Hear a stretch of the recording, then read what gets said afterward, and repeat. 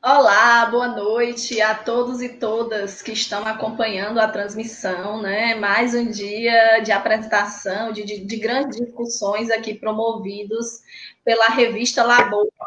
E hoje nós estamos aqui, né, com um grande teórico para a gente discutir a questão do trabalho e da sociabilidade, né? O tema é Trabalho e Sociabilidade, uma Terra em Transe. Nós convidamos o professor Márcio Postman, né, para a gente fazer esse debate, essa discussão. E também vamos iniciar nossa live hoje de um modo diferente, né? Trazendo um pouquinho da arte, né? Antes de nós iniciarmos esse debate, convidei o violonista Iane Macário, que é estudante do curso de música da UES, né, para fazer uma breve apresentação aqui para nós, né, como uma forma da gente também incentivar esses talentos, né, apresentar esses talentos aqui regionais. Então, a gente inicia com Iane, em seguida, nós vamos para a apresentação e para o debate promovido, né, na fala do professor Márcio Postman, certo? Iane, pode vir.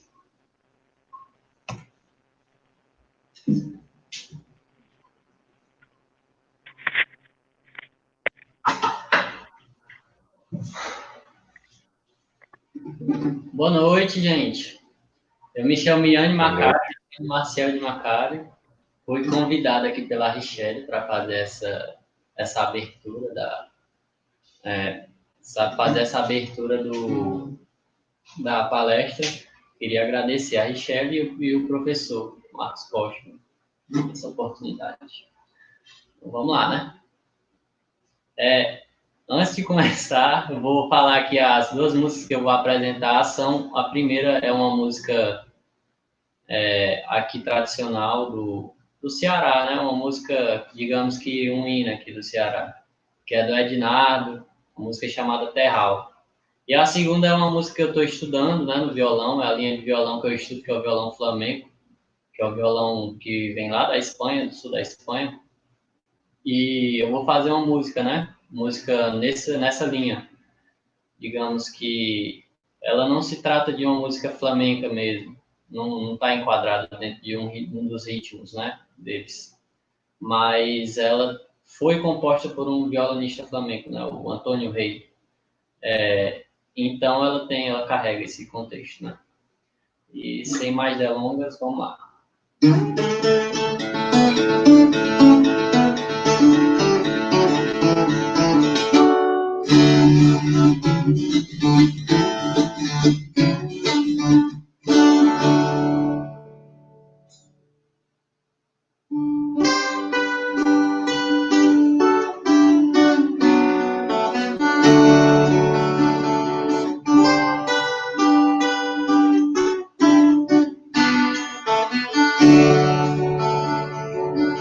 Eu venho das dunas brancas, onde eu queria ficar, deitando os olhos cansados, por onde a vida alcançar. Meu céu é pleno de paz, sem chaminés ou fumaças, no peito encantos mil, na terra é pleno abril. No peito encantos mil, na terra é pleno abril. Eu tenho a mão que aperreia, tenho sol e areia.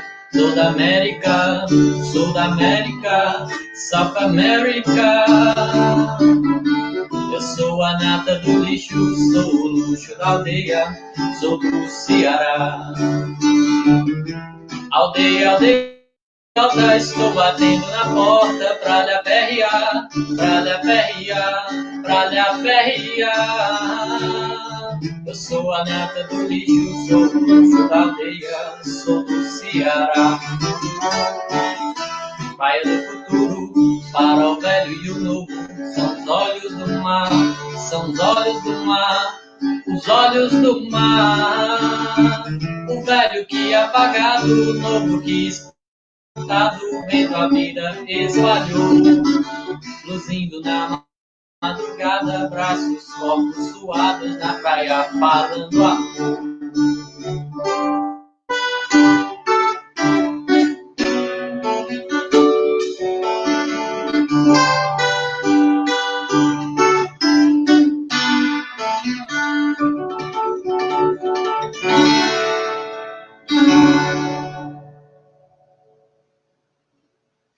para a segunda. Segunda eu faço no violão.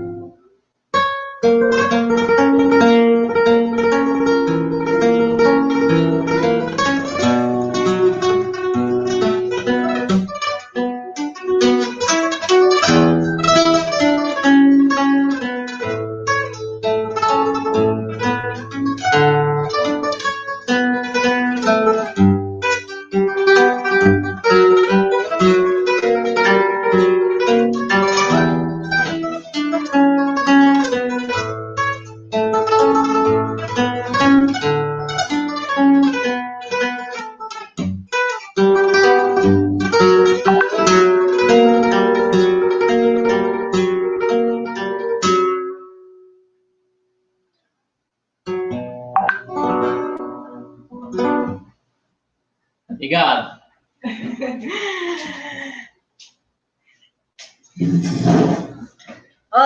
a gente que agradece, Anne, assim, um jovem bastante talentoso, né? Então, espero que tenha dado tudo certo, né? Nossa tentativa de trazer um pouquinho de arte, né, para o nosso encontro de hoje. E aí, vamos dar início à fala com o professor Márcio Postman. Quero agradecer o Iane, o professor Márcio, o doutor professor nas pessoas também dos nossos coordenadores do Labor, que é o Laboratório de Trabalho e Qualificação Profissional da UFC, né, nas pessoas do professor Enéas e da professora Helenilce, além de toda a equipe do Labor, né, de todos os estudantes, doutorandos e mestrandos do Labor. E também agradecer a todos que estão acompanhando a nossa transmissão, dizer que vocês podem já formular suas perguntas e suas considerações, que após a fala do professor Márcio, a gente vai repassar, né, as perguntas e dar um tempo para ele fazer um debate conosco, certo? Então, professor, é com o senhor, né, passo a fala e a gente depois passa para o debate. Perfeitamente, muito obrigado pela oportunidade de participar desse diálogo ao vivo e sucedido justamente por uma apresentação do Iune, de tão jovem, mas muito competente, e já abriu esse diálogo a partir de um fundo musical.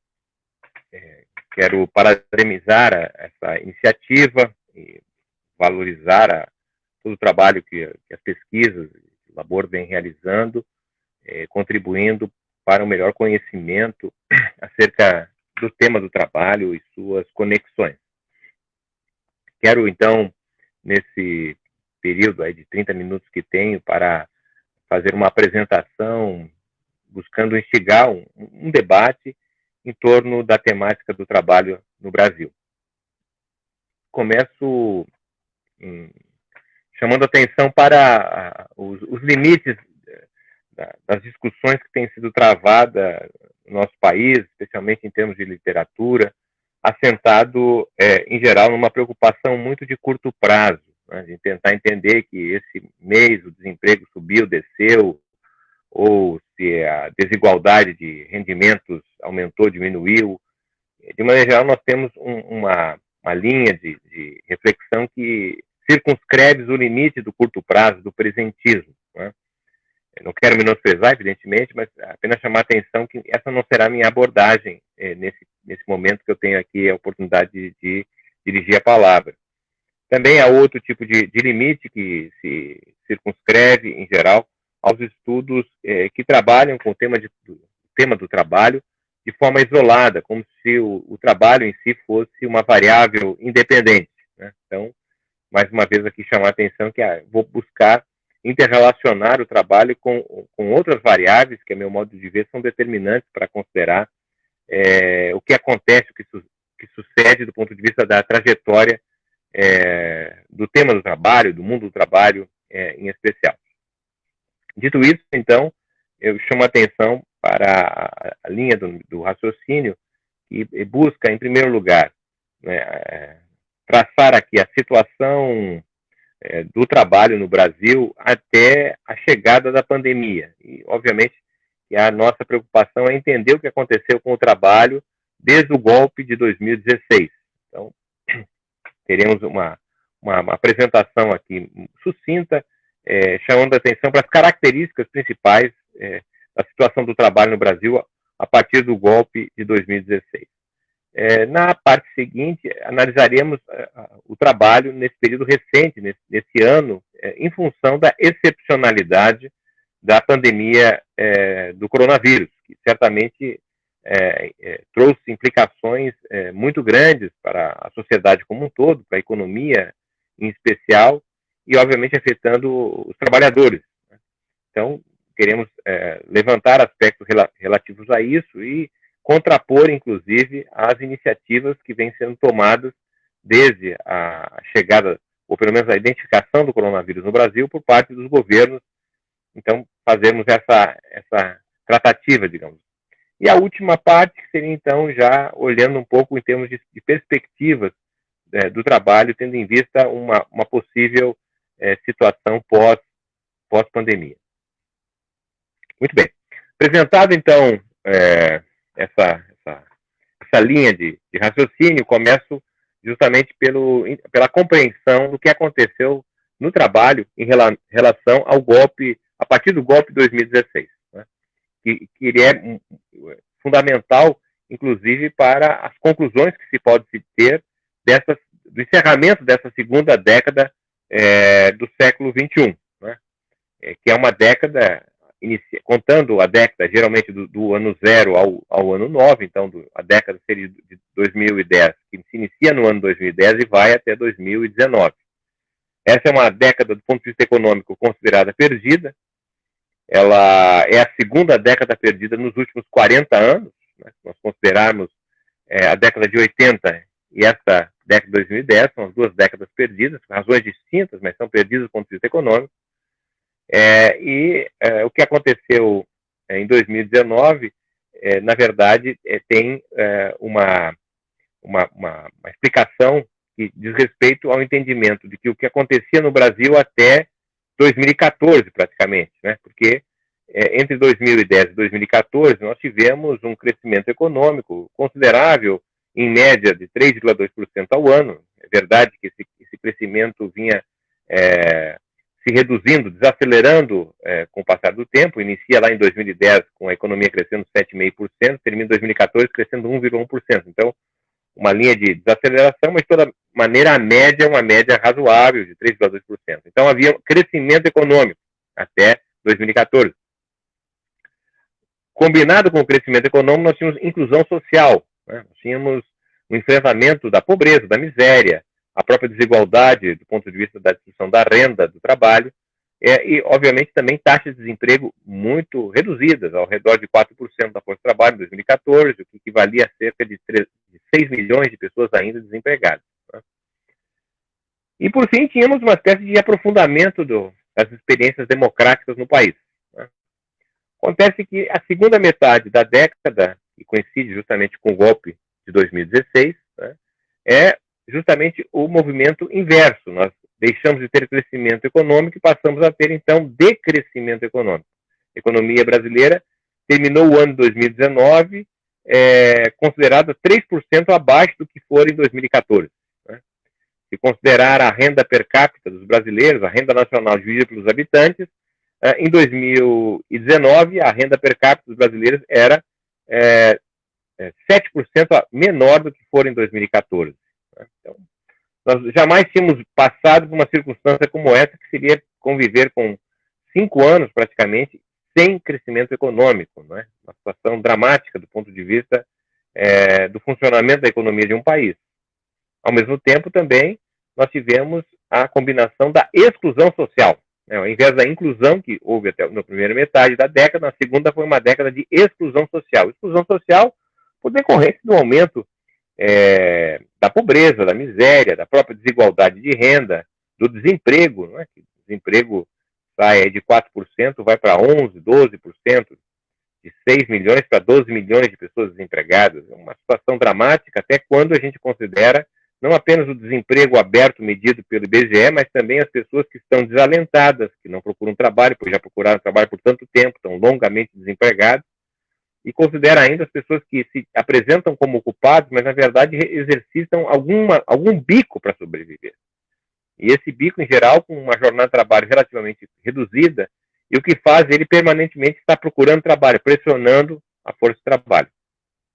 Então, nós temos o decrescimento econômico, temos a exclusão social e ainda, para agravar o quadro, a asfixia da democracia, em função do próprio golpe estabelecido lá em 2016. Né?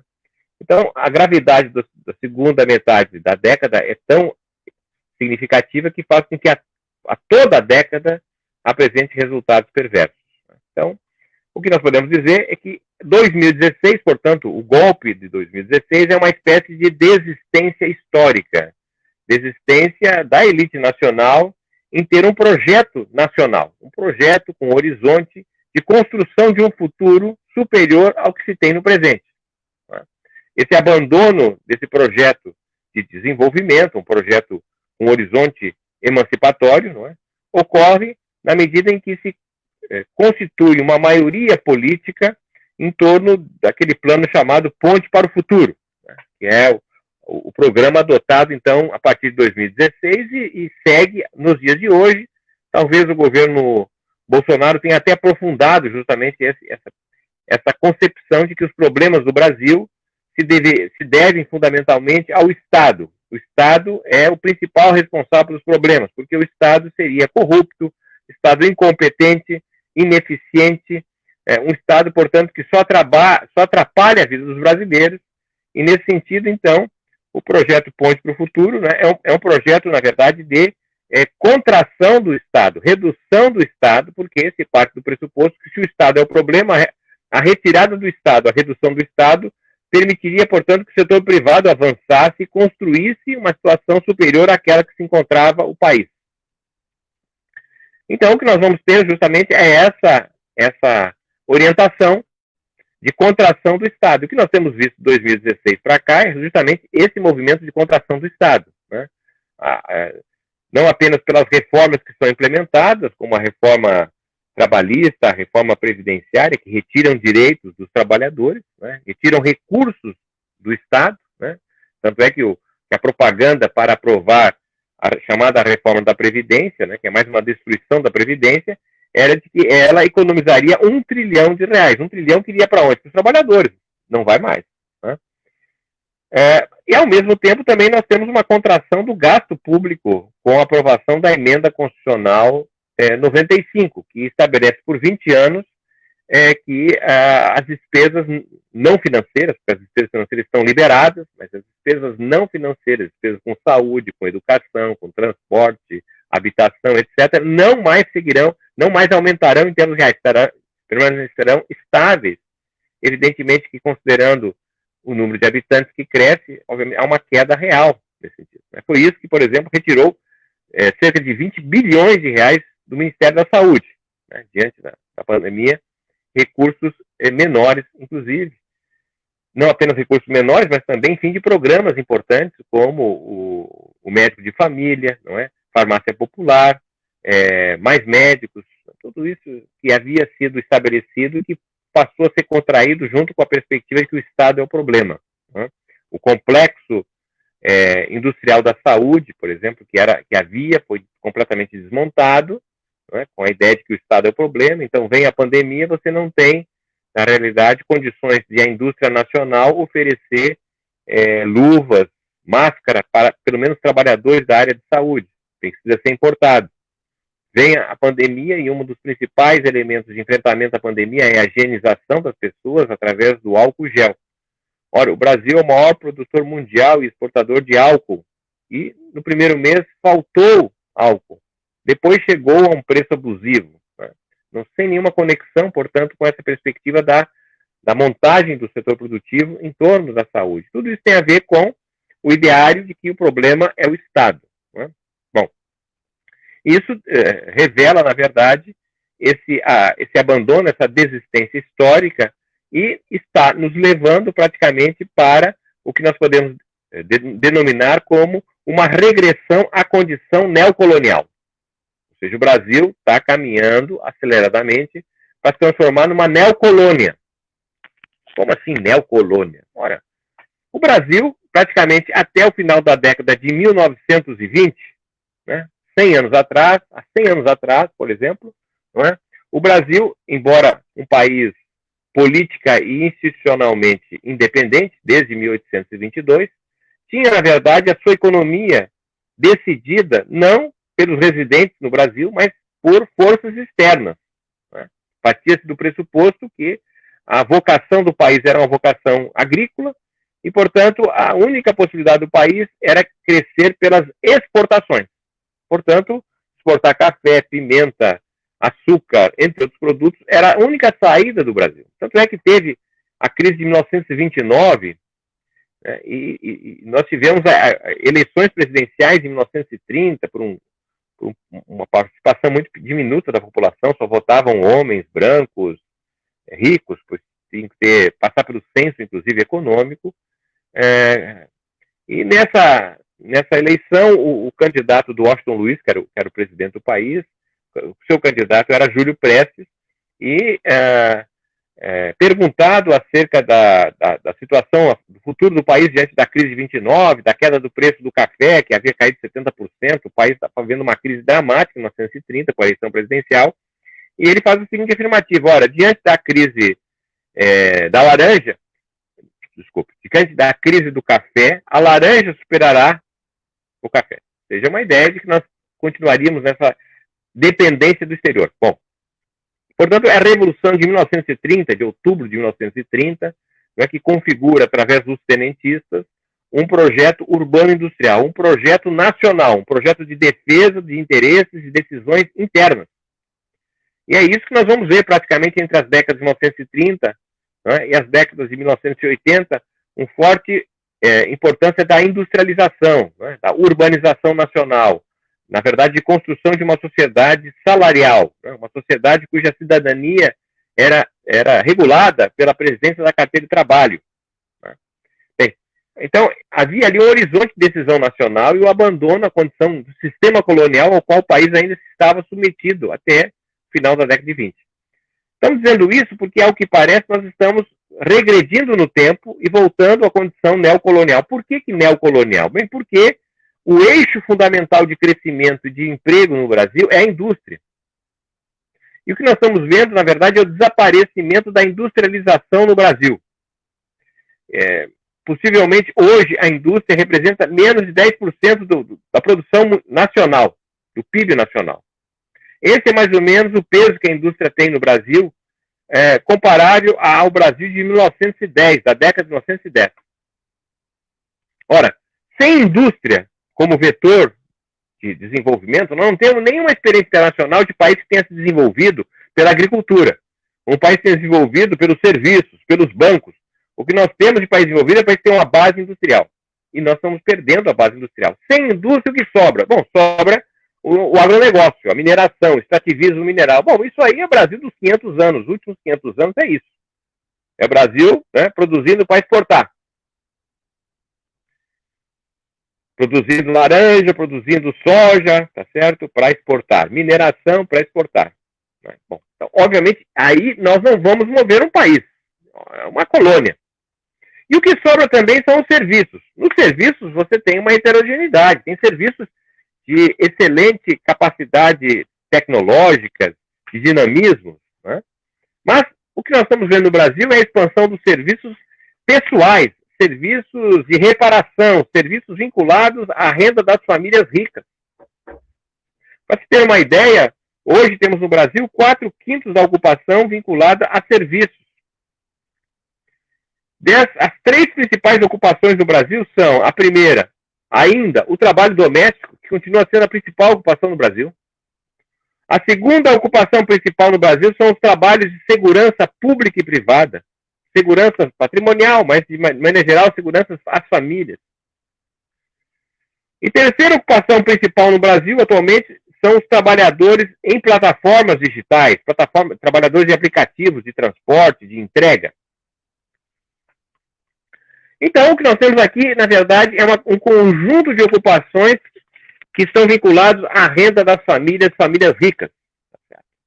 E, de certa forma, um país que se transforma em neocolônia é um país que, na verdade, fundamenta neo-escravos, que não precisam, que não devem ter direitos trabalhistas, não deve ter legislação para que protege os trabalhadores. Na verdade, seriam todos trabalhadores, uma espécie de empreendedores de si próprio. E é isso que nós estamos vendo no Brasil desde 2016.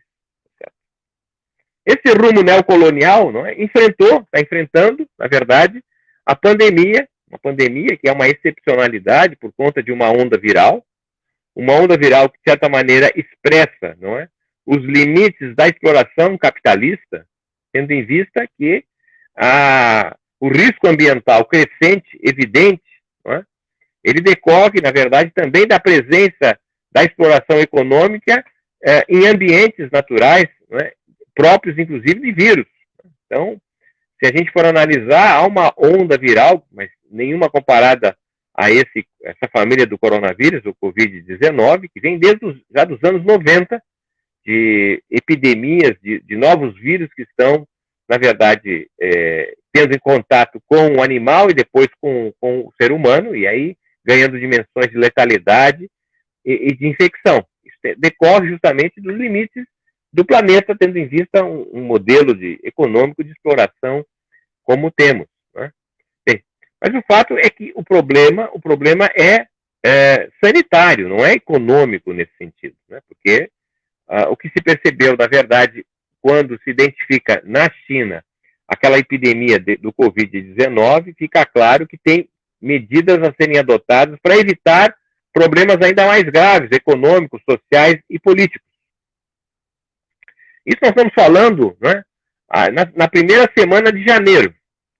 E interessante que nós todos, de certa forma, fomos informados que havia um problema viral na China, mas que imediatamente ele estava ganhando proporções supranacionais, estava superando a China e indo para outros países. E, de fato, as pesquisas agora estão mostrando que a partir do dia 22 de fevereiro já havia em circulação no Brasil cerca de 100 coronavírus, apenas 3 com problemas de letalidade. Né? Mas desde, portanto, dia 22 de fevereiro já estava em circulação no Brasil. E o fato concreto é que as primeiras medidas tomadas pelos governos estaduais, municipais e federais ocorrem somente a partir de dia 13 de março. Ora, o país não tomou nenhuma medida preventiva desde já de saber no início de janeiro, e quando já se sabe que o vírus já se encontra no Brasil, é que começa a se pensar no que fazer, ou seja, um atraso, um despreparo, uma desorganização das autoridades no Brasil inimaginável. E o que nós temos, na realidade, é que o Brasil não toma medidas que se adequam ao modelo exitoso de enfrentamento da pandemia, né? Que é o modelo chinês, que é um modelo difícil, tá certo? Mas é um modelo que faz com que a pandemia dure no máximo 3 meses. Lá durou até menos de 3 meses. Então, 3 meses, não é? Ou 2 meses de um forte isolamento social para valer, o planejamento e a difusão de testes para saber onde se localiza a população com o coronavírus, para ser imediatamente atacado o problema, evitando a sua proliferação, e, ao mesmo tempo, a difusão de medidas que garantem condições econômicas, portanto, transferência de renda, para que a população possa ficar em casa no isolamento, seguindo o isolamento. E, ao mesmo tempo, os pequenos negócios, as empresas, os negócios possam se manter, mesmo estando paralisados. Ora, o que nós vimos no Brasil? O que nós vimos, na verdade, é uma total descoordenação. Até os dias de hoje, não se entende o presidente com os governadores, com prefeitos, enfim, com o parlamento, com o poder judiciário. É uma confusão no Brasil. Né? E essa confusão está fazendo com que o isolamento não funcione. O isolamento atendeu menos da metade da população da cidade. Quer dizer, o Brasil podia ter feito, e deveria ter sido feito, né, um fechamento do espaço aéreo, porque a única possibilidade de vir o vírus para cá era através de viajantes, seja de portos, mais difícil, mas aí, mesmo assim importante de ser fechado, e o espaço aéreo. Não foi feito isso, deixou o vírus vir para cá. E ao vir para cá, não fizeram medidas que evitassem o deslocamento da circulação. Então, o que nós tivemos? Né? Nós tivemos metade da população praticamente praticando isolamento e outra metade não praticando, porque, de fato, não houve a difusão dos testes em massa, como deveria, para saber onde localiza o problema viral. Onde não se localiza, poderia não ter isolamento, etc. Não tinha base científica, não tinha planejamento para fazer isso. E as medidas econômicas para fazer com que a população pudesse ficar em casa, pelo menos os que não tinham recursos necessários para permanecer em casa, e mesmo os pequenos negócios, né, as medidas não chegaram a tempo, chegaram tardiamente em condições inadequadas. Logo, o que nós vamos ter, ao invés de uma pandemia de 2, 3 meses, 4 meses, 5 meses, não sabemos muito bem. Né? E, estranhamente, prefeitos e governadores estão liberando, flexibilizando a saída da quarentena, não é? Possivelmente uma pressão muito grande de empresários. Não é? Mas o fato é que nós temos ainda, mesmo que esteja caindo o número de infectados e mortos em determinadas cidades, mas ele é muito maior, o número de infectados e mortos, do que era, na verdade, quando se tomaram as primeiras medidas lá em março. Né? Então, o que eu quero chamar a atenção é que nós temos teremos, né, uma pandemia por mais tempo do que aquilo que poderia vir a ser, teremos uma queda na atividade econômica muito maior, né, se estima, toda vez que há uma revisão das projeções, né, se encontra uma perspectiva de maior queda do PIB. Né? Hoje se fala já em 10% de queda do PIB, é algo incomparável. Né? Se acontecer uma queda em torno de 10% do PIB, em janeiro do ano que vem, né, quando se espera os prefeitos tomarem posse, a renda média dos brasileiros será 20% menor de 2014. Imagine aí o desafio para os prefeitos eleitos, prefeitos e prefeitas a serem eleitos, né, na hipótese de haver eleição, porque inclusive há um questionamento, uma tensão em torno disso. Então nós temos uma pandemia que vai durar mais tempo e, portanto, teremos uma queda na atividade econômica mais profunda e estamos tendo, na verdade, o desmoronamento do mercado de trabalho brasileiro. Diante da questão do desemprego, tá certo? Da subutilização do trabalho e uma crescente dependência de complementação de renda. E aí, na realidade, é o que parece, se estabelece uma espécie de ações inéditas, eu diria assim, em termos de transferência de renda. Talvez, passada essa pandemia, essa crise que estamos vivendo terá sido aquela em que, contraditoriamente, um governo de extrema-direita e governo neoliberal tenha aplicado maior quantia proporcional ao PIB de recurso aos trabalhadores. Porque a gente, na crise comparável, que foi a de 15 e 16, na crise de 90 a 92, na crise de 81 e 83, não foram tomadas medidas como estão sendo tomadas atualmente. Né? Vou listar aqui para dar uma dimensão dessas medidas. Né? A começar pelo fato que nós tivemos 1.200.000 famílias incorporadas ao programa Bolsa Família. Nós estamos hoje diante de 14.200.000 famílias beneficiadas por esse programa. É o maior contingente de famílias atendidas de toda a história do Bolsa Família. Além disso, o benefício recebido pelas famílias desse programa, não é, foi aumentado em 3 vezes. Ele cresceu 3 vezes por força do recebimento das famílias do Bolsa Família do auxílio temporário de R$600. Então, 95% das famílias contempladas pelo programa de idêntico nome estão recebendo 3 vezes mais. Né? Bom, então nós temos aí 14.200.000 famílias recebendo Bolsa Família. Aliado a isso, né, tem o programa que já falamos, chamado Auxílio Temporário, uma quantia que varia de R$600 a R$1.200, dependendo da condição. Os últimos dados informam que cerca de 59 milhões de pessoas estão recebendo esse benefício. Uma parte decorrente do cadastro do próprio Bolsa Família e outras pessoas que nunca haviam recebido sequer alguma ajuda do governo federal. Então, pessoas que estão recebendo por 3 meses R$600 a R$1.200 e já se começa a falar que esse programa talvez tinha que ser continuado, não pode ser temporário, talvez uma junção do programa com Bolsa Família, etc. E terceira medida importante diz respeito ao pagamento de uma complementação de renda a trabalhadores com carteira assinada que tiveram suspenso o seu contrato de trabalho ou reduzido a jornada de trabalho. Cerca de 10 milhões de trabalhadores. Né? Então, nós estamos falando de um contingente, na verdade, tá certo? De 73 milhões de brasileiros recebendo benefícios diretamente do fundo público. Isso é uma inovação no Brasil. Né? Uma inovação que tem a ver, inclusive, com a própria questão política, a questão eleitoral. O Bolsa Família foi um programa construído com as prefeituras, que faziam cadastramento, operavam de forma articulada. Esses programas federais são feitos diretamente pelo governo federal. Né? Na verdade, conduzidos pela Caixa Econômica. Né? E, estranhamente, na semana passada, por exemplo, houve a recriação do Ministério das Comunicações, né? Chamado Gabinete do Ódio, foi deslocado para esse ministério.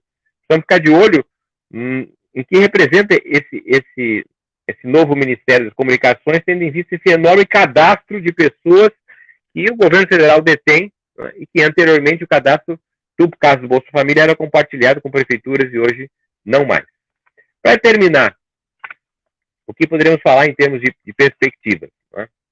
Bem, eu começaria dizendo que as perspectivas, não é, do ponto de vista do capitalismo brasileiro, em relação aos trabalhadores, não são interessantes, né? Porque nós já estávamos no início deste ano, certo, com um desemprego aí de em torno de 11, 12% da força de trabalho, um absurdo essa taxa de desemprego, e se considerar trabalhadores desalentados, procurando trabalho em função da atividade de bico que realizam, nós tínhamos praticamente um quarto da população, cerca de 25% da população, nessa condição de desempregado aberto procurando trabalho. Ora, nós podemos falar, né, após a pandemia, ou na circunstância da pandemia, talvez de 40% da força de trabalho desempregado, procurando trabalho, fazendo qualquer bico para viver. Eu quero chamar a atenção que, nessa circunstância, não é possível imaginar que o crescimento econômico, que a dinâmica capitalista vai incorporar essa massa, tá certo, redundante de trabalhadores. É uma massa sobrante às necessidades da acumulação de capital. Portanto, a expectativa que se coloca é justamente trabalhar, não é, numa economia, numa sociedade pós-capitalista. Porque não consigo perceber, na verdade, forças suficientes, dadas o quadro do capitalismo brasileiro, condições de incluir, de incorporar a todos. Por isso, que abre-se a expectativa de trabalharmos cada vez mais em torno de uma economia social. Né? E aqui, nos últimos minutinhos que tenho, para chamar a atenção que seria uma economia social. Há várias experiências no Brasil, inclusive, interessantes de serem consideradas. Mas vamos aqui trabalhar com a ideia de que é o seguinte, nós temos uma massa de trabalhadores excluídas, né, das necessidades do capitalismo. Esses trabalhadores não conseguem, portanto, exercer a sua força de trabalho no mercado, que é onde o trabalho é validado. Né? O capitalismo estabelece como condição a oferta do trabalho no mercado de trabalho. Então, esse mercado não é dinâmico, não tem condições de incorporar essa força de trabalho disponível. Portanto, o que nós estamos sugerindo é trabalhar com o conceito de trabalho socialmente útil, que é, na verdade, todo o trabalho que a gente realiza, porque viver é trabalhar, portanto, todo o trabalho que a gente realiza, ele deveria, ao não ser validado no mercado, que não está em condições de absorver esse trabalho socialmente útil, né? Esse trabalho, na verdade, poderia, aí sim, construir a base de uma nova economia social. De que maneira? Bom, partindo do pressuposto que há uma série de trabalhos que nós realizamos e que não são validados pelo mercado. Né? O trabalho a domicílio, né? O trabalho de lavar pratos, por exemplo, que se faz, esse trabalho de lavar pratos nos permitiria, na verdade, realizá-lo sem ter uma remuneração, sem ter condições de contribuir para a Previdência Social, se aposentar como lavador de... ou, ao sofrer um acidente de lavando o prato, cortar a mão, ser considerado um trabalho, não é acidente doméstico. Pois muito bem, esse trabalho de lavar pratos, se for realizado num outro lugar, por exemplo, um restaurante, validado, portanto, pelo mercado capitalista, ao lavar prato no restaurante, eu posso, né, receber um salário, posso contribuir para a Previdência Social, e se porventura lá sofrer um acidente, poderei eu, então, ter direito, não é, a um acidente, então, de trabalho, ter as condições de receber um recurso, ficar em casa, etc. O que eu estou chamando a atenção é assim, nós todos realizamos o trabalho social, o trabalho de cuidados, não é? O trabalho fora de casa, o trabalho comunitário. Né? Bem, esse trabalho, ele não é validado, remunerado, valorizado.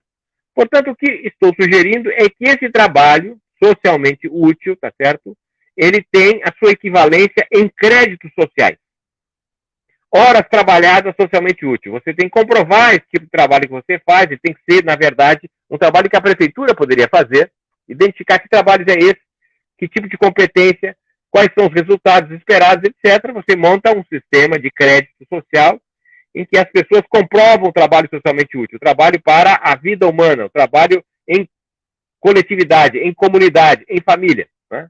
Portanto, esse trabalho validado através de um crédito social dá direito, com esse crédito social, eu ir a um banco que pode ser um banco comunitário, um banco do povo, um banco da mulher, enfim, tem várias experiências, não é verdade? Um sistema bancário que não é o sistema bancário capitalista, que eu estou querendo chamar a atenção.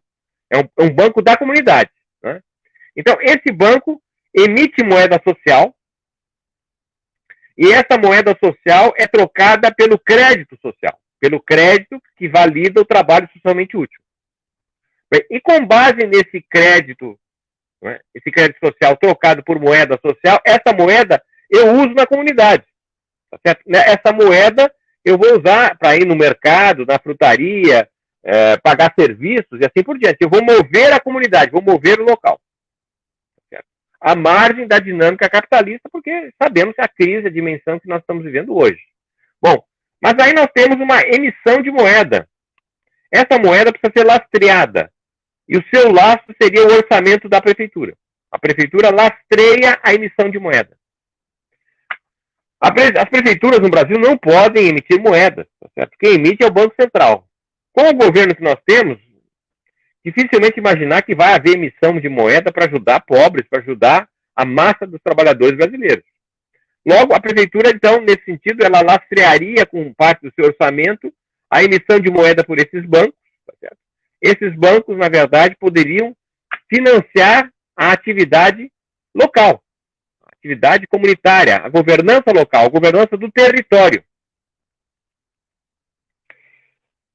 Essa é uma questão para se pensar, para se refletir. Nós estamos num ano eleitoral, possivelmente teremos eleições. Então, o que fazer num quadro em que as prefeituras não terão orçamento suficiente dado, não é, a queda no PIB, a redução da arrecadação fiscal, não é, da dificuldade de aumentar impostos, da pressão de uma massa de pessoas que foi praticamente excluída. O que fazer? Bom, vamos aqui montar as bases de uma sociedade pós-capitalista. Se ela, na verdade, não tem condições de oferecer saída, nós não podemos ficar esperando. Vamos montar essa saída. E aí é um espaço extremamente frutífero, não é, para a construção desse projeto. Esse projeto pressupõe, na verdade, o envolvimento de muitas pessoas qualificadas para, na verdade, desenhar esse sistema, essa forma de funcionamento na prática. Essa modalidade pressupõe articulação com a sociedade civil, com os movimentos sociais, com todos que estão envolvidos com essa temática ambiental, dos trabalhadores, as mulheres. Não é? Isso, de certa maneira, abre as condições para a universidade, para a pesquisa, para o envolvimento num outro projeto de sociedade. Num projeto que tenha um horizonte que possa ser melhor do que nós temos hoje. Porque, infelizmente, não acredito que o futuro, tal como está apresentado, possa ser melhor nas condições que nós encontramos, que são as condições, não é, de uma perspectiva de regressão neocolonial. Isso não nos dará um país melhor, pelo contrário, não é, nos regride a condições que gerações anteriores haviam ultrapassado e nós estamos retroagindo no tempo. Não sei se foi muito desestimulante, mas, de toda maneira, é o papel também de um pesquisador, de um intelectual público, colocar questões que possam, não é, estimular nós a refletirmos. Não temos a verdade, evidente, definitiva, temos aqui uma visão, um raciocínio, que fico feliz pela oportunidade que o Labor me oferece de poder compartilhar com vocês. E agora, nessa segunda parte, podemos, então, talvez, discutir melhor aquelas questões que ficaram em dúvida ou até oferecer uma reflexão mais adequada. Agradeço, então, a oportunidade e passo para você continuar mediando.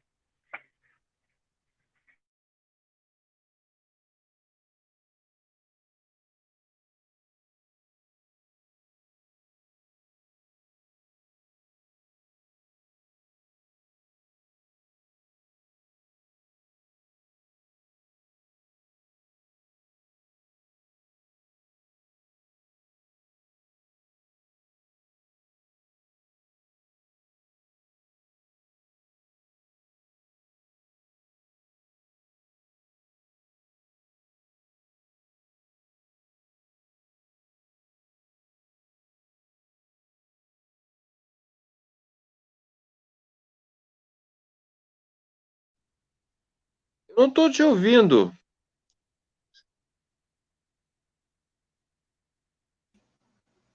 Está escutando, professor? Está escutando, professor? Agora sim.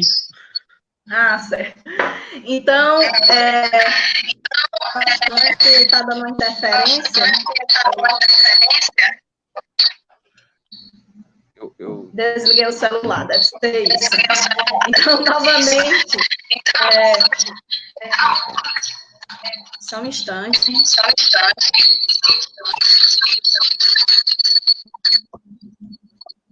Eu vou sair.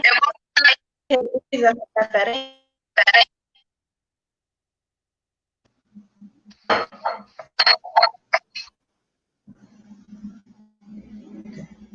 Pronto, estão todos me escutando? Acredito que sim agora. Depois eu coloco o professor na tela novamente.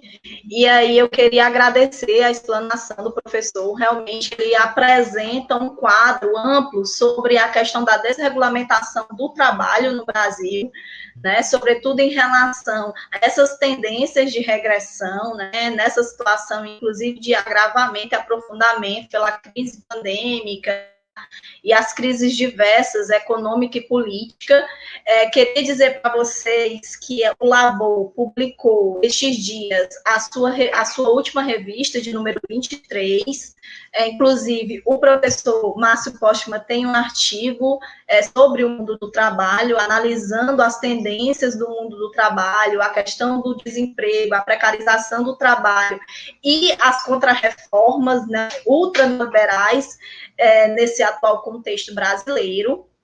Então, eu já indico que acessem, vou até aqui, inclusive, postar aqui o link, qual vocês podem acessar a revista, e, inclusive, na revista a gente tem artigos de vários pesquisadores, né? Então, analisando essa conjuntura, a grande contribuição do Labor aí em relação à pesquisa, né, aglutinando uma série de pesquisadores e estudiosos para debater essa temática, certo? Eu vou acrescentar aqui o professor, vou colocar aqui o fone e vou aqui passar para as perguntas, certo? Os ouvintes, pelos telespectadores acompanhando, muitos, inclusive, fazendo menção à importância da sua fala.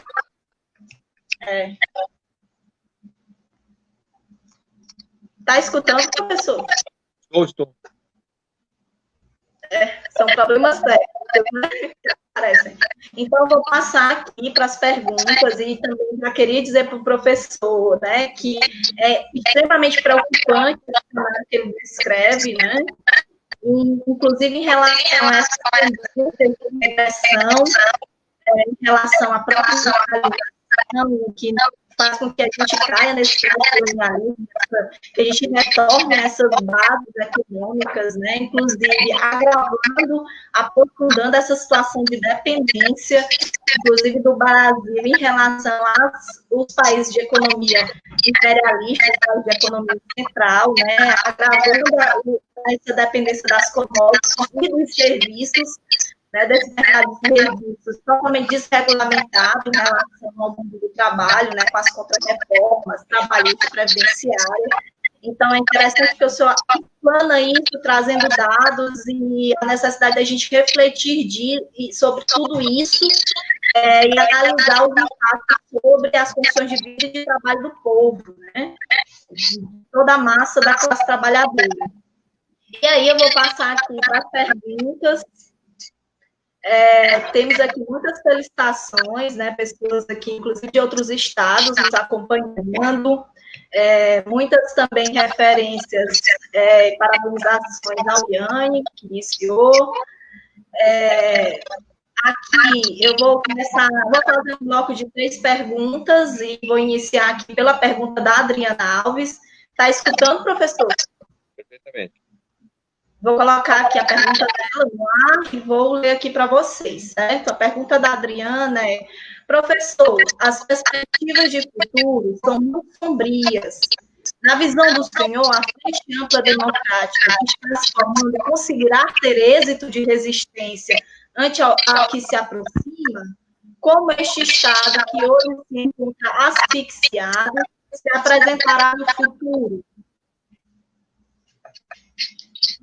A nossa segunda pergunta, o professor Enéas, né, nosso coordenador, está aqui nos acompanhando. O professor Enéas faz a seguinte pergunta: Márcio, para além das questões de estabelecimento de um programa de renda mínima, a possibilidade de criação de postos de trabalho somente pode acontecer de forma sensível, pela redução de jornada de trabalho. Como você avalia a possibilidade de discutirmos essas duas questões de forma ampliada na sociedade brasileira atual? Em seguida, temos aqui a outra pergunta do Mauricélio Linhares. Eu vou fazer essa pergunta e a gente passa, certo, professor, para o debate. A ideia de economia social parece visível em face do capitalismo brasileiro. Mas quais os limites políticos que esta via terá de enfrentar para ser implantada? Como ela se articula com as relações externas da geopolítica racional mundial? Então, foram essas perguntas. Eu passo para o professor para que ele possa fazer as suas considerações. Exatamente. Muito obrigado pelos três interlocutores. Questões muito importantes, até mesmo difícil assim, de responder, porque algumas delas também são as mesmas questões. Eu vou reagir. Não é? Bem, considerando justamente o que a Adriana nos pergunta a respeito de uma frente ampla, a resistência e a possibilidade de superar o quadro que estamos vivendo hoje. Bem, eu começo dizendo que, na verdade, nós estamos diante de um novo ciclo político. Né? Eu começo a dizer o seguinte, o golpe foi realizado em 2016. Né? E o que nós estamos vendo, na realidade, é esse golpe sendo conduzido, ele não foi superado. Não é? Alguns dizem, não, o Bolsonaro vai dar mais um golpe. Não, o golpe já foi dado. O que está sendo agora, na verdade, é calibrado as condições para que esse golpe execute um projeto de médio e longo prazo. Né? Quer dizer, é algo parecido com o que nós tivemos lá com o golpe em 64, o golpe militar. Golpe de outra natureza. Nós tivemos um golpe parlamentar em 2016, um golpe militar em 64. Os dois golpes tiveram apoio popular, certo? Em 1964, vamos lembrar, não é? O golpe foi militar, civil-militar, porque personalidades importantes como Ulisses Guimarães, como Juscelino Kubitschek, por exemplo, a Igreja Católica, para não citar outros, tá certo? Todos apoiaram o golpe, porque, enfim, acreditavam que os militares na verdade, assumiriam, tirariam o governo do João Goulart, do PTB, e aí, em 65, tá certo, seria confirmada a eleição presidencial, e aí nós voltaríamos à normalidade. Ocorre que foram 4 anos de golpe até chegar a 68, quando houve fechamento do país. Então, tiveram vários atos institucionais, o que suspendeu, por exemplo, as eleições presidenciais. Não vai ter uma eleição. Certo? E depois de 68, diante da manifestação de greve de trabalhadores em Osasco e Contagem, manifestações estudantis, etc., ou fechamento. Bem, a impressão que eu tenho é que nós estamos nessa circunstância. O impasse político de hoje é se cai o Bolsonaro ou se, na verdade, haverá fechamento das instituições no Brasil. Porque o governo Bolsonaro é incompatível com as instituições democráticas. Essa me parece, algo... O golpe foi dado, ele está sendo, na verdade, trabalhado nesse sentido. Não tem mais volta. Eu diria assim, o parlamento brasileiro é relativamente frágil para enfrentar o Bolsonaro. Portanto, não imagino que haverá impeachment. Até porque Bolsonaro já se precaveu, já fez uma aliança com o Centrão. Né? Não vai ter... Pode mudar tudo, mas, é claro, estamos falando sobre o que está acontecendo, é sempre difícil ter uma opinião... conclusiva, mas como hipótese de trabalho, vejo com dificuldades a ser aprovado o impeachment pelo parlamento. Alguém vai dizer, mas pode haver manifestações populares? Sim, haverá, mas o Bolsonaro, não é? A concepção da extrema-direita não é ter maioria, eles têm que ter uma base que lhe dê sustentação, e ele tem essa base de sustentação, ele tem o Partido da Segurança, são 5,2 milhões de pessoas que trabalham com as Forças Armadas, com a Polícia Federal, a Polícia Militar, a Polícia Civil, não é? As polícias municipais, a segurança privada, vigias, vigilantes, etc., que na verdade constituem um todo que representa um núcleo duro do governo Bolsonaro. né? Tem igrejas também, tem pastores defendendo Bolsonaro. Ele tem um enraizamento na sociedade. Então, haverá, ou está havendo manifestações, embora seja difícil no quadro atual, defendendo o impeachment do Bolsonaro, haverá também um conjunto de outras pessoas que farão o inverso. Então, a movimentação popular também não é simples. O que resta, a meu modo de ver, é o Poder Judiciário, que está num caminho aparentemente sem volta. O Bolsonaro também está sem volta. Mas o que me parece é que Bolsonaro não é a presidenta Dilma, não é o presidente Collor, que aceitaram o impeachment. Tenho dúvida se o Bolsonaro aceitará, não é? Vamos lembrar que o Supremo Tribunal Federal emitiu, por exemplo, uma decisão para um senador famoso, e o senador simplesmente não aceitou, não aceitou, o STF ficou assim. Então, o STF pode até tomar uma decisão de invalidar o governo Bolsonaro, mas não sei se isso aí vai acontecer. Então, nós estamos dentro de um golpe, tá certo? O golpe já foi dado, a cada dia que passa é menos democracia que temos. É esse o caminho que estamos, a meu modo de ver, gostaria de estar equivocado, né? Por isso que eu coloco em dúvida, inclusive, eleições municipais. Bom, alguém diz, mas vem cá, e a frente ampla? Bom, eu quero dizer o seguinte, o governo Bolsonaro sempre foi minoria, o governo Bolsonaro jamais foi maioria no país. Mas como ele não ganhou a eleição, de fato, ao que parece, tá certo, ele ganhou as eleições. Mas ele ganhou a eleição não com voto de apoio ao seu governo. Parte significativa dos que votaram no Bolsonaro são aqueles que não votariam no candidato adversário do Bolsonaro. Então foi um voto não a favor do Bolsonaro, foi um voto contra o adversário do Bolsonaro. Então, obviamente, ele sempre foi um governo minoritário. Ele segue sendo minoritário, até está perdendo importância. Mas, de outro lado, a questão que se coloca é o seguinte, mas e a maioria? Bom, a maioria que nós temos no Brasil é uma maioria que diz não a isso, não aquilo, não é uma maioria em torno de um projeto. Eu sou contra o Bolsonaro, mas a favor deste projeto. Eu quero fazer assim, um projeto civilizatório, a questão do crescimento, da educação, da saúde, seja lá o que for. Esta ideia de maioria em torno de um projeto não se estabelece, até agora. Que foi o caminho que se encontrou, inclusive, para sair da ditadura no início dos anos 80.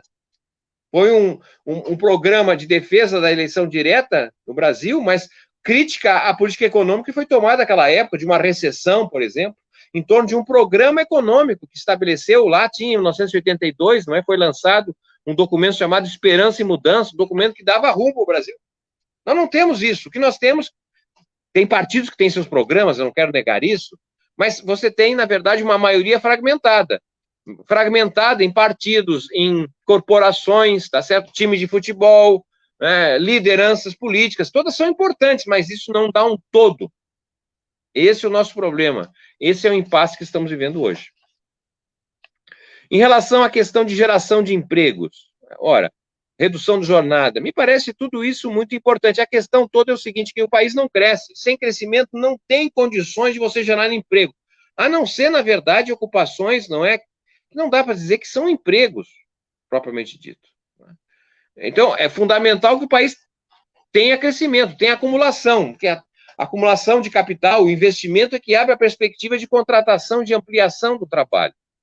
Sem crescimento não tem saída, eles podem retirar os direitos trabalhistas que quiserem, não tem emprego. Nós estamos em janeiro de 2020 e o nível de emprego assalariado com carteira assinada é 3 milhões de trabalhadores a menos de 2014. O emprego que abriu, a ocupação que abriu, são as ocupações vinculadas à renda de família, são ocupações, na verdade, que não têm nada a ver com a dinâmica econômica. Gosto a ideia de redução de jornada, evidentemente passa por aí, mas a questão crucial é o seguinte, tem ou não tem crescimento econômico? Sem crescimento econômico, não tem saída. E depende do crescimento, se é o crescimento pela agricultura, agronegócio, isso aí não gera emprego. Então tem que ter uma base industrial, tem que ser um projeto de reindustrialização do país. Se não tiver indústria, nós ficamos na condição que estamos hoje. O país não tem condições de produzir sequer uma máscara, luva. Essa é a tragédia, tá certo, que estamos vivendo. Né? Um país sem perspectiva. E para a extrema-direita é diferente dos progressistas da esquerda. A esquerda diz o seguinte, olha, trabalha com a utopia. Vamos sonhar, é possível construir um país melhor. E, de fato, é. O Brasil é um país em construção, falta de tudo. Metade da população não tem água encanada, não tem esgoto, né?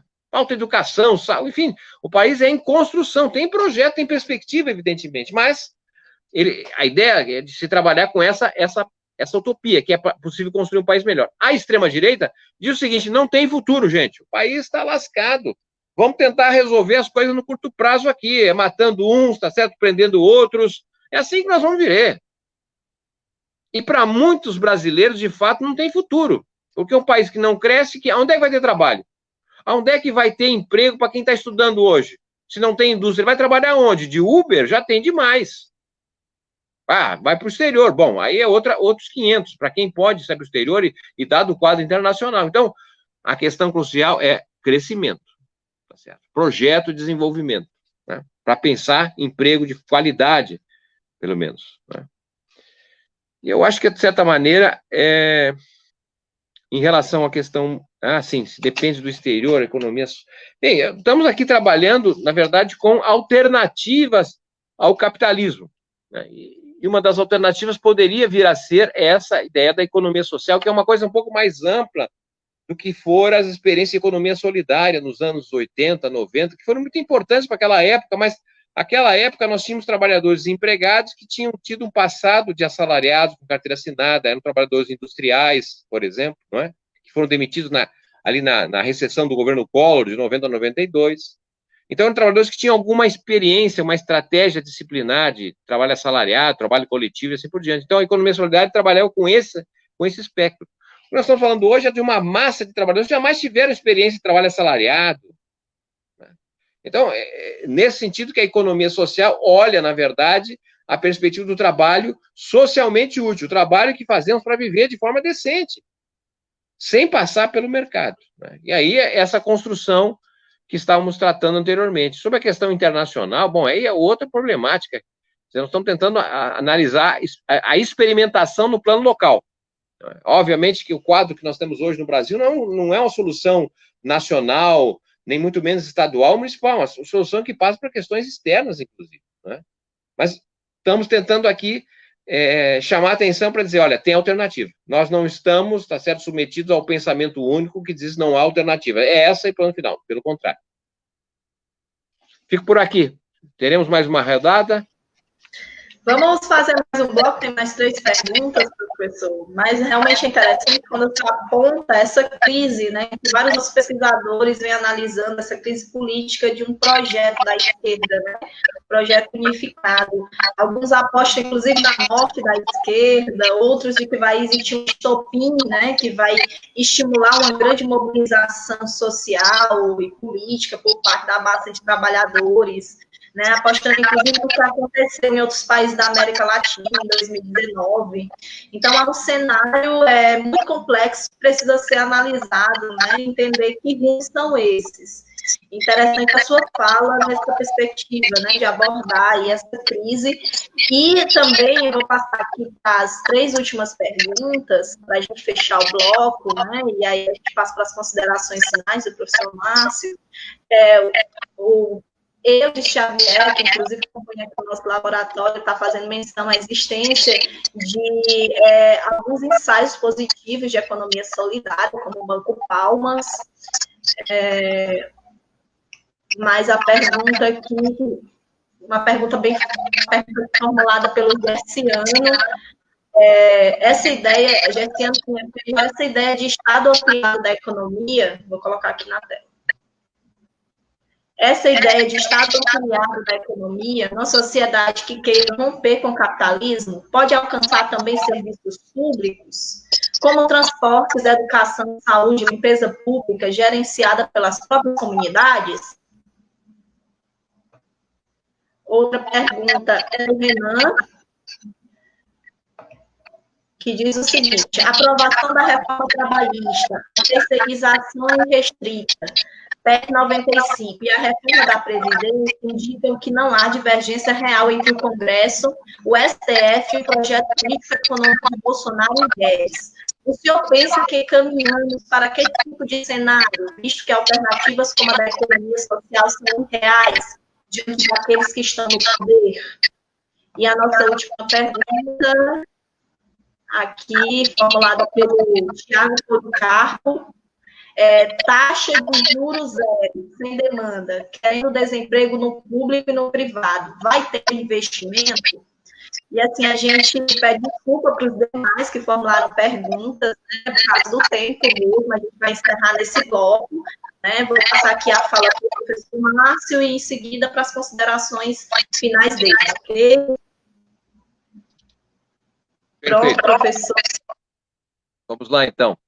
Utilizando aqui as questões apresentadas, também muito apropriadas, muito interessantes, né? E em relação a a primeira, Xavier, aí, sobre as possibilidades de organização em novas bases, inclusive os serviços públicos, né? Chamando a experiência exitosa do Banco Palmas, nós temos no Brasil 113 bancos comunitários que têm tido um trabalho muito importante de emprestar recursos, né? A proposta que estamos defendendo aqui é que esses bancos tenham capacidade de emitir moeda e fazer essa troca do crédito social e não também emprestar dinheiro, que é necessário, evidentemente, mas uma perspectiva maior do papel desse tipo de bancos comunitários, bancos à margem, eu diria assim, do sistema capitalista de crédito e de bancos. Mas essa proposição que apresentei aqui da economia social, ela, de certa maneira, está em sintonia com o que a gente denomina cidades de serviços. Porque nós, no Brasil, quer dizer, nós tivemos uma experiência longeva, né, de cidades agrárias, né, cidades que estavam vinculadas à sociedade, ao velho agrarismo, praticamente até a década de 1920. Né, nós tínhamos cidades que, de certa maneira, exerciam um protagonismo, mas eram determinados pela força do agrarismo. Então, as cidades eram uma base de comércio, tinha um banco, funcionava das 8 da manhã às 11, depois fechava, tinha intervalo, voltava à tarde. Bem, isso é uma característica própria de cidades que estão determinadas pelo agrarismo, pela sociedade agrária. De 1930, e na década de 30, década de 80, nós tivemos as cidades industriais, né? As cidades, na verdade, movidas pela dinâmica industrial, né? Pela urbanização. Bem, e essas cidades concederam aos governos locais um papel muito importante de organizar as cidades, né? Porque no velho agrarismo, na sociedade agrária, o que acontecia? Os trabalhadores, eles trabalhavam onde moravam. Morava na fazenda, ele trabalhava, não havia separação entre tempo de trabalho e de não trabalho. Ele trabalhava em casa, mas também trabalhava no quintal da casa, ele trabalhava depois na lavoura. Então, ele trabalhava onde morava. Ora, na cidade, na verdade, não há, em geral, as pessoas não trabalham onde moram, né? Moram num lugar, trabalham no outro. Então, a organização dos serviços públicos, o serviço de transporte, os serviços de moradia, o aumento das cidades, o deslocamento da população do campo para a cidade, isso, na verdade, exigiu crescentemente um papel de administração, de organização da cidade, dos serviços públicos, de coleta de lixo, de transporte e assim por diante. Mas nós estamos falando agora de cidades de serviços, né? Assim como anteriormente não era necessário ter indústria na cidade para que a cidade fosse determinada pelo ritmo da indústria, não é? Porque tudo começava às 7h30, 8 horas da manhã, trabalhava até 5 horas da tarde, em geral não tem intervalo, tá certo? Essa dinâmica industrial que praticamente capturou o movimento das cidades.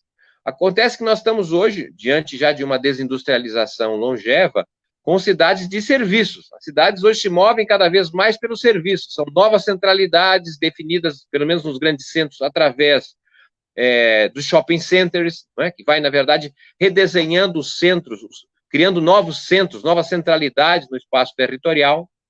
Nós tivemos uma tendência acelerada agora pela pandemia, não é, que é o trabalho em casa, não é? O que nós estamos fazendo aqui agora, por exemplo, talvez não faríamos sem a pandemia, estaríamos fazendo isso presencialmente, né? Mas nós estamos vendo que aumentou muito o trabalho em casa, né? o teletrabalho, o home office, não é? As pessoas estão trabalhando mais em casa, uma parte importante, não sabemos muito bem quanto ainda, mas não há dúvida que isso tenha ocorrido. Não é? Aumentou muito, na verdade, o trabalho de entregas, não é? O deliveries, né? O trabalho, o e-commerce, né? O trabalho que vem das vendas pela internet. Né? Então, nós temos, na verdade, a casa, né? A residência, o domicílio se transformando num espaço de trabalho, de entretenimento. Então, isso é uma mudança que nós não tínhamos antes na cidade industrial. As pessoas vão realizar efetivamente uma parte da sua vida em casa. Possivelmente, com o fim da pandemia, uma parte disso retroaja, mas muitas coisas que vieram vão ficar. Então, o que eu estou querendo chamar a atenção é que na cidade de serviços precisa se repensar a forma de organização dessa cidade. Possivelmente não vamos ter mais a necessidade de deslocar as pessoas em massa das 5 da manhã até as 8 da sua casa para o trabalho e depois, final da tarde, deslocar. Isso vai, obviamente, sofrer uma grande alteração. Como já está sofrendo o sistema de transporte, que a presença do transporte aí por plataforma de aplicativos, não é? 2 ou 3 pessoas tomam o mesmo automóvel, tá certo? E vão pagar menos do que andar de ônibus, e vão chegar mais rápido, chegar mais confortável, etc. Há mudanças excepcionais que, de certa maneira, estão em convergência com essa perspectiva de, na verdade, de se organizar cada vez mais a cidade por comunidades, por centralidades. Então, tem aí possibilidades, eu acho, novas, que precisam ser repensadas para além da estrutura, da governança tradicional que vem sendo feita no Brasil. Praticamente nos últimos 80 anos, as prefeituras fazem as mesmas coisas. E é preciso, fundamentalmente, mudar o que está sendo feito, porque a sociedade é outra. O cenário que se apresenta, não é, como falamos anteriormente, é um cenário de regressão neocolonial. Não tem possibilidade gostaria de estar equivocado, de olhar para o horizonte de situação melhor do que temos. Veja bem, se forem feitas as reformas que querem todos fazer, não é? Fizeram a reforma do trabalho, fizeram a reforma da Previdência, querem fazer a reforma administrativa, a reforma do Estado, a reforma tributária, se for tudo isso feito no sentido, o que sobra? Que país vai restar daqui a 10 anos? Não tem saída, gente. Me desculpe, não é? Mas é preciso, na verdade, construir uma outra maioria política com um programa que dialogue com esta massa de trabalhadores sobrantes, que são objeto hoje das igrejas, que são objeto do crime organizado, não é? E que a esquerda, que os progressistas perderam esse contato, esse diálogo. Não é? E é isso fundamental, digamos assim, para ter uma perspectiva de construção de um país diferente, porque isso é plenamente possível. Não é um problema teórico, ainda que tenhamos problemas, mas é um problema prático, é um problema de como construir uma maioria política, uma maioria com uma perspectiva de projeto. E, por fim, a questão aí da possibilidade de haver investimento com a taxa de juros zero. Olha, quem dera que nós tivéssemos taxa de juros zero. A taxa de juros real está crescendo no Brasil. A taxa de juros básica está cada vez maior no Brasil, alimentando o rentismo, contra a produção. Por que eu estou dizendo isso? Porque, de fato, caiu a taxa nominal. A Selic caiu. E pouco caíram as outras taxas nominais. Mas o fato é que nós estamos diante de uma deflação. Tivemos 2 meses em que a inflação caiu, que os preços regrediram. Então, apesar de nominalmente a taxa de juros ter caído, em termos reais ela subiu, porque a taxa de juros caiu menos do que a inflação. Então, o Banco Central está sendo extremamente conservador. O Banco Central segue sendo o sindicato do rentismo no Brasil. Por quê? Porque pratica quedas na taxa de juros inferiores à queda da inflação. A taxa de juros, a meu modo de ver, está zero, não é? E não vender mais títulos públicos do setor privado, emitir moeda, fazer com que o Banco Central compre os títulos do Tesouro. É uma mudança, uma reconfiguração no financiamento do Estado brasileiro. Tudo isso é possível. A questão é política. Qual é a nossa força para fazer isso? Tá certo? Acredito justamente que é possível fazer uma política com conhecimento. Não é? Nosso trabalho não é convencer as pessoas. Não é? As palavras, o pensamento não muda a realidade. O que muda a realidade é a ação das pessoas. Mas as pessoas mudam a partir da teoria, a partir do conhecimento. E essa é a nossa contribuição neste momento. É oferecer conhecimento, não é? Que não limite o entendimento à mediocridade do que está aí, sendo conduzido, tá certo? Por instituições e a própria extrema-direita. É hora da verdade, é a hora nossa de fazer diferente. Eu fico aqui feliz pela oportunidade, espero contribuir nessa perspectiva de conhecer a realidade para poder melhor transformar. Muito obrigado pela oportunidade de estar aqui com vocês. Ô, professor, a gente que agradece. Eu queria dizer que ficou faltando aqui, vou tirar porque está dando interferência no áudio. Ficou faltando aqui algumas perguntas, mas de qualquer forma eu quero agradecer, né? Ficou faltando a pergunta da Masa, que também ia no sentido da discussão sobre a economia solidária, que eu acho que também o professor relativamente contemplou, viu? Peço desculpas também. Também teve aqui a reflexão do Reginaldo, pensando sobre as questões das futuras gerações. Então, quero agradecer a todos e a todas que acompanharam a explanação do professor, extremamente importante, relevante para a gente lidar com essas questões que estão acometendo a nossa vida, né? A vida da sociedade brasileira. E aí, queria também mencionar novamente, né, que recomendar que acessem a revista do Labor. Eu tentei até aqui transmitir, mas não conseguia, com algum problema, mas é só acessarem, tem aqui o link, podem colocar também no Google, Revista Labor, e lá terão vários artigos, inclusive do professor Márcio Postman, o artigo do professor Ladislau Dalbor, que esteve conosco na live anterior, na semana passada. A gente tem um artigo lá dele, extremamente interessante, analisando conjuntura, né? Fazendo uma fala sobre essa questão das crises. Então, agradeço imensamente a colaboração, a aceitação do convite, a disponibilidade do professor Márcio. Agradeço também os telespectadores que estão acompanhando. Quero dizer também que a nossa live vai ficar disponível na página para quem quiser revisitar e quem quiser também compartilhar. E aí eu passo agora só para o professor para ele fazer suas considerações finais, né? E já imensamente agradecemos a ele pela fala e pela disponibilidade. Quem agradece sou eu por ter aberto esse canal de diálogo. Não é?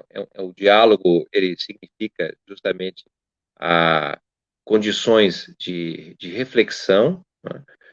Tratamos aqui de vários assuntos, e obviamente não tenho aqui o dom da perfeição, talvez conceitos utilizados não foram muito claros, e tampouco eu aqui me coloco na situação de autoridade e da verdade, mas entendo justamente que o nosso papel é aquele de provocar, não é? De promover a reflexão e fazer com que essa reflexão possa também, quando concluída, servir para mudar as nossas práticas, não é?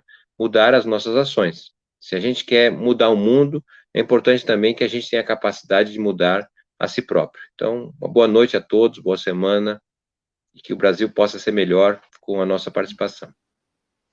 Então, obrigada, uma boa noite. A gente encerra por aqui. Não esqueçam de acessem lá a revista, tá bom? Lá tem várias pesquisas.